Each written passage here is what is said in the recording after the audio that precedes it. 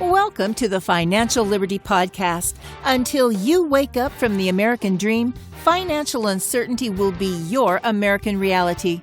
Join Sam Legaspi and Koz Tsukamoto and their guests as they explore how you can attain financial liberty by uncovering truths that have been kept secret for decades. Have you ever played a game and didn't know the rules? How can you ever win? Learn the rules to the game and, in turn, learn how to win. Now, on to the show. Hello and welcome to the Financial Liberty Project with Sam Legaspi and Koz Tsukamoto. Today, they've got a special guest joining them, and I'm going to let them take over the show. Good afternoon, Sam and Koz. How are you? Good afternoon. Doing great. Good morning, afternoon, and good evening. Yeah, and, you're absolutely right. You're absolutely right. We have a special guest on today's podcast, and joining us from good old Newport Beach, California, we've got an individual who's a specialist and an expert in the 401k market. And, you know, Koz, this is something that we've been tackling. We've been talking to a lot of people about is that, you know, part of the businesses that are out there, some of them have 401ks, some of them don't have 401ks. And we run into people all the time that are employers or businesses and they don't necessarily have 401ks and some of them do. And hey, we figured, hey, you know what? Why not do a show about 401ks so we can provide some information to these individuals and see, you know, if there's any benefits and some of the pitfalls of 401k plans. And what better than to have an individual who works with a financial institution that specializes in 401ks, David King. David King's our guest today. He's with John Hancock. Welcome, David. Welcome, man. Welcome. You know, I really appreciate the fact that you're here. And real quick, you're a regional vice president for John Hancock. And it's pretty interesting. You have had 18 years of industry experience, and you were at one point with Paychecks. So just out of curiosity, just real quick, can you give us an idea what got you into the 401k side of the business, being this financial industry business is so huge? Why specifically the 401k market? That's a great question. And first off, thank you so much for having me. Funny story how I ended up in the 401k business. Originally, I was going to school to be a marriage and family therapist. So my aspirations were to be Dr. Phil. And as I was finishing my degree, I got a call from Paychecks to basically work as a sales assistant in their retirement services division. And so back in 1998, I accepted that position, making exactly $12.10 per hour. And as I worked in that position, I got to see salespeople, what caused them to succeed, what caused them to fail, got to learn about 401k plan documents and really the ins and outs of the retirement plan business, and also got to take a peek at the commission reports for the salespeople. So at one point, I asked my boss, how can I make that kind of money? Because $12.10 an hour really isn't cutting it. So about 2001, I started getting out representing the sales force for Paychecks in the Orange County area and have never looked back. That's awesome. That's actually a very good story. And, you know, the reality is, Dave, is that the 401k industry is not too far away from marriage therapy, right? It's very true. It's very true. Yeah, isn't that funny how the two are linked more closely than you would imagine? Oh, my So I'm just kind of like trying to picture the first time you looked at those commission statements you mentioned. And I'm just thinking, how big and wide-eyed did you get looking at that? Was it $12.10 an hour? Yeah, I'd say it provided some motivational incentive for sure. But, you know, we've been talking quite a bit, David, about the 401k industry, and you know, you know so much about this information. And Koz and I, again, we run into a lot of people on a regular basis, and they're employers, and sometimes they've got 401k plans already installed, and sometimes they don't. And what we wanted to do was just reach out to you and help us provide some information to some of these individuals, because not long ago, you know, let's start a lot long ago, you and I were having a discussion, and we were talking about a issue that you had run into with regards to a client that had a 401k plan, that you discovered that they didn't file their Form 5500 for, I don't know, it's 2, 3, 4 years straight. And I wanted to go ahead and get an idea. So what are the ramifications? I mean, first of all, what is a Form 5500? Yeah, let's start there. Yeah. Well, just like we file our income tax returns each year as employees, right? A reconciliation of our earnings, taxes paid, all that fun stuff that is done through our CPA. A retirement plan is required to do the same things through what's known as IRS Form 5500. So a reflection of plan assets, current year plan growth, Basically, a lot of check boxes regarding things that they need for compliance purposes. But look at your 5500 is basically the income tax form for the 401k plan that's filed each year. Okay. Okay. And what are the penalties, or if there are any, for not filing one of those? Is it pretty much similar to kind of like how an individual, a normal individual like you and I, if we just skip on filing taxes, obviously there's some penalties. Are they relatively steep, or how do they how does it come out Yeah, penalties can be extremely steep. We're talking, a 3-digit number per day for each day that you're late in filing. per day? Thankfully, the IRS has alleviated some of that burden through delinquent filers programs, where if you're proactive in catching the fact that you haven't filed your 5500 in 1, 2, 3, 4 years, they do cut you a break and alleviate some of that financial burden. But obviously, better just to do it right on the front end, in my opinion. Yeah, yeah. And is that the extent of it, or is there anything beyond the daily fees that you mentioned? Can it get worse than that? Not typically. Obviously, there's always risk for plan disqualification, which you want to avoid. But in most cases, it's just going to get really expensive for the plan sponsor. Right. And to throw your hands in the air and just say you didn't know isn't really going to be sufficient for them. You should have been more educated on the front end as to what your responsibilities were with that 401k plan.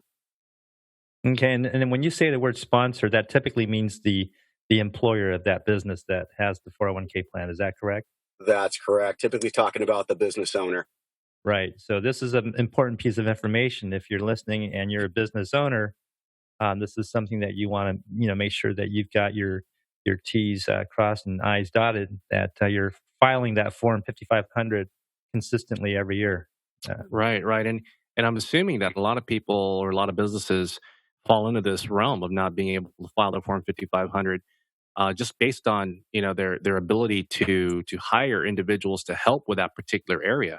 Because if you're a sole proprietor, or you're a business owner and you're handling everything yourself, you're responsible for filing the Form 5500 amongst everything else, like running the company, taking a look at the books, making sure sales are up, and managing your employees. This can pretty much kind of get away from you. Oh, yeah, I'm sure it can be forgotten. Just it's not in your normal focal point of thinking. Like I think most people are used to understanding or thinking that at the end of the year, or come April time frame, they have to file taxes. But no one really thinks, oh, I've got to file my Form 5500 because I'm a business owner with a 401k plan. So it requires some training to be able to get yourself to think that way as a business owner. Yeah, yeah, yeah. So what other aspects would you say, some other pitfalls, Dave, that besides the Form 5500, unless that's the biggest one that you encounter from time to time when you see 401k plans that are in existence right now, just from your experience, what have been the pitfalls that you witnessed from the years doing this that employers need to be worried about? Yeah, I'd say overall the challenge for a plan sponsor or business owners, they really don't know what they don't know. A one size fits all approach to 401k plans is not going to produce optimal results. So individual plans need to be looked at on a case by case basis, and proper guidance needs to be provided with those plans on the front end. Sadly, many businesses want a 401k plan. They just kind of throw it into place without a lot of front end thought as to plan design. How do we want to structure this plan to meet key employee objectives? Who are we really focusing on relative to the benefit of this plan? Is it the owners? Is it key employees? Is it rank and file employees? Is it really all the above? Really, those answers to those questions are really going to help us to appropriately design a plan. So I can't possibly deliver you the ideal plan solution without understanding your key objectives, your desires, your needs. All of those are very important factors that go in on the front end of just doing this right from the get-go. So really, challenges for plan sponsors is really when they're not educated enough on the front end, or really clueless as to what their options are relative to overall plan design.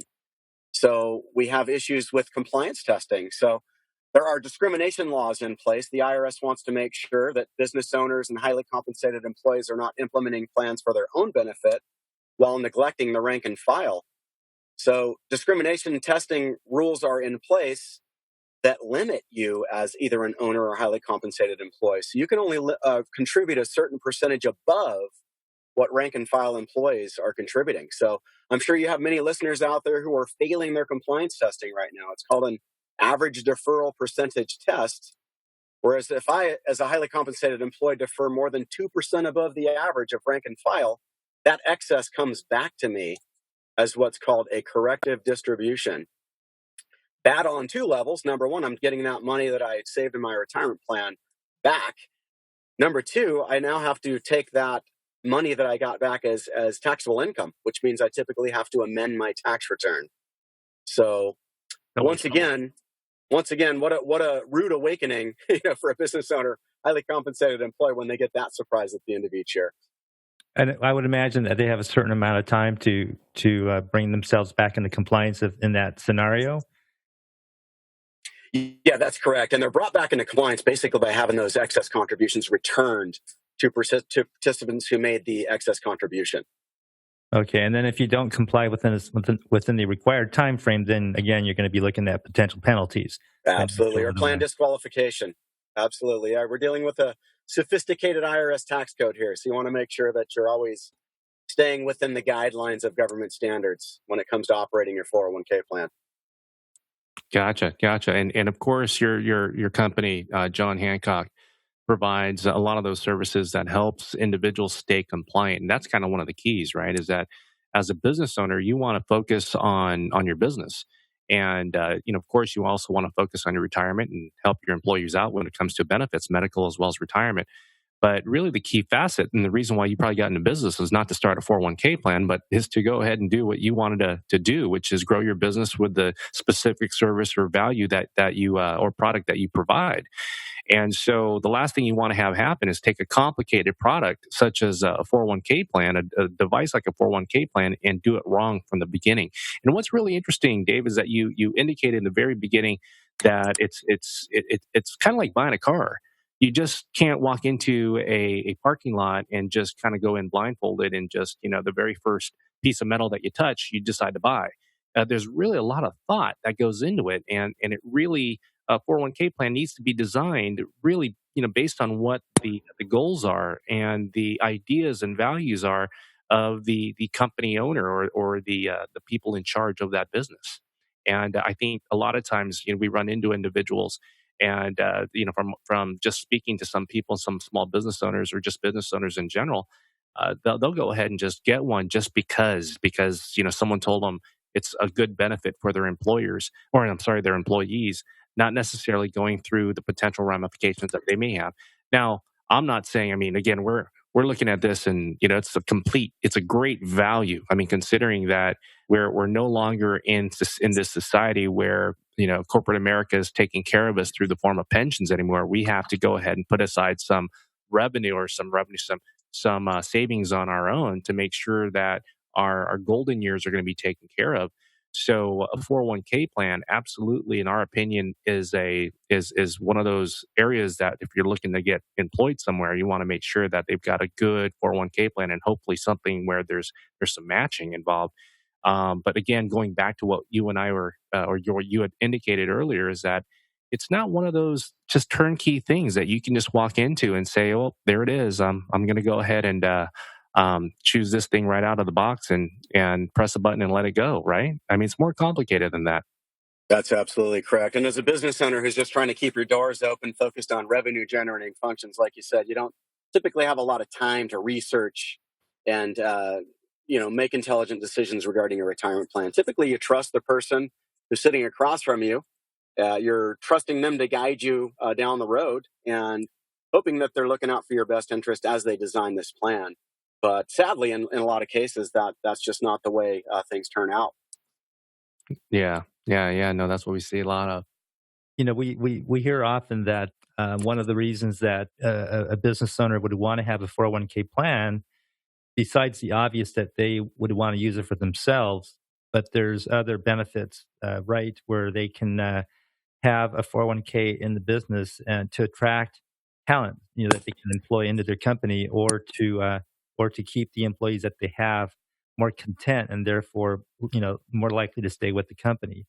Is that in your experience a pretty big benefit for an employer, a business owner to have? 100% accurate. Correct. Yeah, I think one of the toughest challenges for business these days is to not only find top talent, but to retain it, right? And I look at benefits of a company as a professional extension of that company, right? So those benefits that you're offering your employees are a direct reflection on you, which means you need to even put more thought toward who am I really bringing on as my benefit providers. So there are some top names out there, and there are certainly some bottom dwellers in the industry. So you want to make sure who you're doing business with on the front end. And I'd say the quality of your retirement plan is going to dictate greatly who's going to stay on board with your company and who's going to leave. Right. Right, I would agree. Yeah. Yeah. No. And I think Dave is some of the things that you and I, Koz, we'll run into people and just strike conversation, and a lot of times because we're all about waking up and not having to worry about money, and encompasses so many things, right? So that sometimes we'll just be having a drink at after a round of golf somewhere, and we're talking to an employer of a company, and sometimes the subjects of 401ks come up because we're saying, hey, what about your golden years? And then the response is to us is, I just don't have the time, nor do I have the funds to go ahead and start one up. And so of course they don't have one in place, but they just don't have the time nor the resources to start one up. Just out of curiosity, Dave, what would you say to an individual like that? Because we completely get it. You're a small business. You're just trying to make things happen. But at the same time, before you know it, 10 years goes by and you keep coming out with that same objection, of that rebuttal, saying that I just don't have time to do it. I don't have the resources doing it. And, what would you say to an individual like that?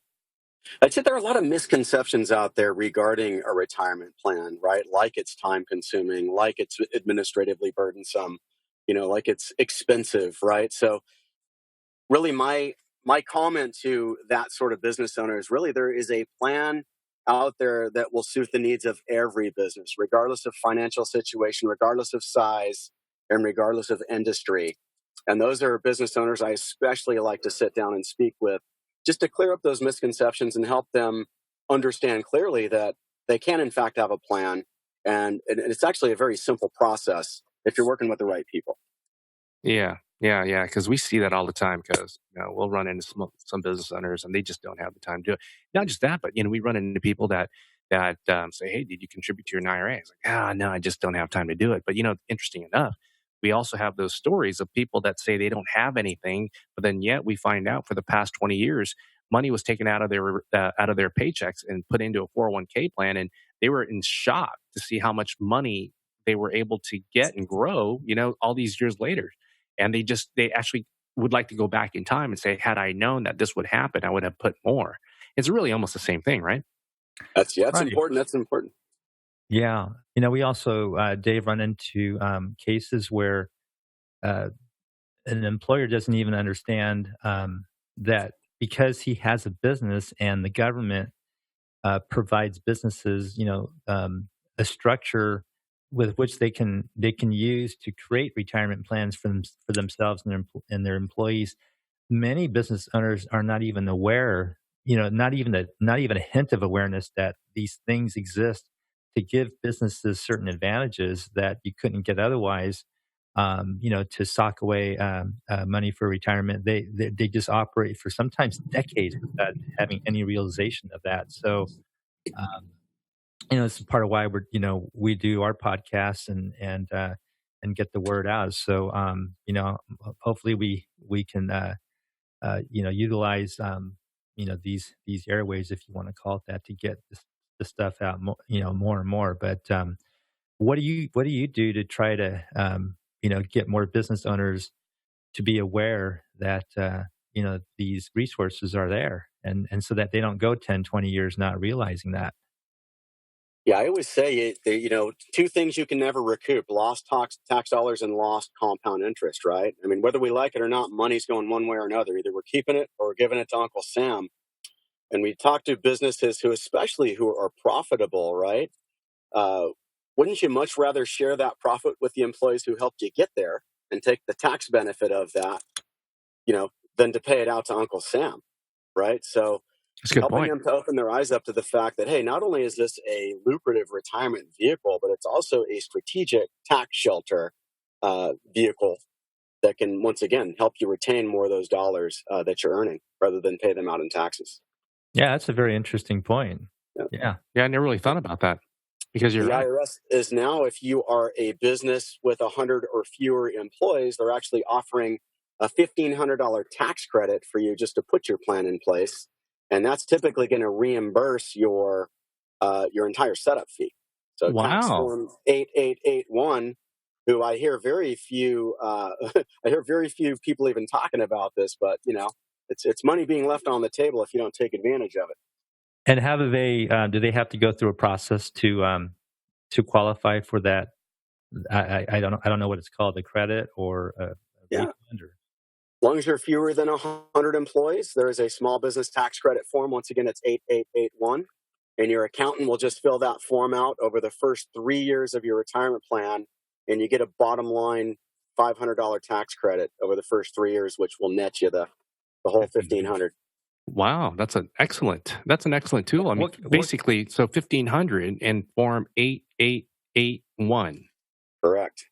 And is that specifically for 401k plans, or can they be plans besides 401ks for businesses? Yeah, it's a retirement plan tax credit. Typically, the way the credit works is just it's more conducive to a 401k plan because of how the fees lay out.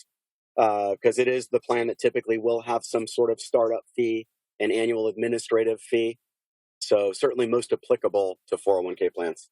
Including solo 401ks? Solos, well, you don't typically have implementation fees on solo Ks. This is more to incent business owners for the benefit of their employees. The tax credit really isn't there to incent business owners. Okay. Now, just out of curiosity, Dave. So that's for an individual. That's to entice individuals to start one. Now, let's assume that we got listeners and they're driving to work right now. They just started one last year. Could they go back in and get that $1,500 credit if they didn't apply for that $1,500 credit, or is just that one and done thing? You had to have done it before you started it. Yeah, it just occurs within the first 3 years of your plan. So maybe you missed year one. Well, you still got year two and year three to take advantage of. So you got 1,000 instead of 1,500. That's correct. Okay, Yeah. That's some really valuable information. Yeah, Always nice to find money. Yeah, absolutely. Found some. Yeah. So we'd love to go ahead and continue to keep bringing you on for more insightful information because, as you know, just like anything else, your industry is just has got a tremendous amount of walloped knowledge. I mean, and of course, you're like us. You're a fire hydrant. Is that you just spew just a ton of water, and it's like drinking from a fire hydrant. You can never get enough of it. And I'll tell you, I mean, if we can go ahead and ask you one last thing when it comes to a 401k plan, which we have not touched on yet, and we'd like to go ahead and get you onto another podcast and touch upon this, is what would your messages be towards employees? Because we come across a lot of individuals, and for all you guys driving or listening to us, whenever you are listening to us, there's a large amount of you that aren't contributing to a 401k plan, even though there is a 401k plan in place. And I get it. A lot of individuals are strapped. If you're in California and you're making $15 an hour, when you net everything out, that's just not even enough to go ahead and live through. But in your situation, Dave, what would your message be to employees? Kind of maybe start off our next podcast when we have one based on employees. Absolutely. With that, I would share some staggering statistics with you. As of 2019, 33% of Americans have no retirement savings. Only 17% of Americans believe they have enough money for their retirement. 25% of retirees have an annual household income of less than $25,000. For those of us in Southern California, very tough to live on $25,000 a year. No, man. Only 10% of retirees have any sort of written plan for retirement, have done no financial plan. They have no goal to reach, let alone a map to reach that goal. 48% of Americans don't start saving for retirement until the age of 36 or older. 30% of retirees still have mortgage debt, and only 15% of the U.S. population is retired right now. So starting late in retirement savings typically means you're going to work well into your golden years, which is really sad. So to the younger audience, start now, because once again, you can never recoup that lost compound interest.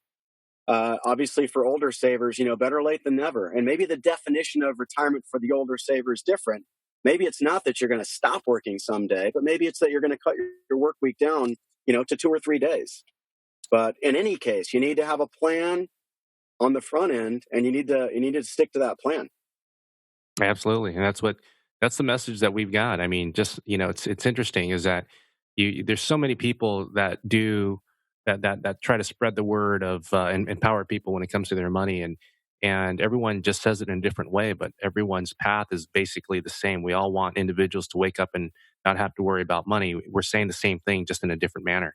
So absolutely, and especially for the young guys, you're absolutely right, David. I mean, if you can go ahead and do it and start contributing to a 401k plan, you're going to be very, very happy down the road. And for those individuals that are in their mid 50s or early 60s or even maybe later, if you don't have something right now, it makes a lot of sense to start, because you just never know. I mean, based on the advancement in modern medicine, you might be living until you're 95, 105 years old. That would just mean another 35, 40 years on the planet, man.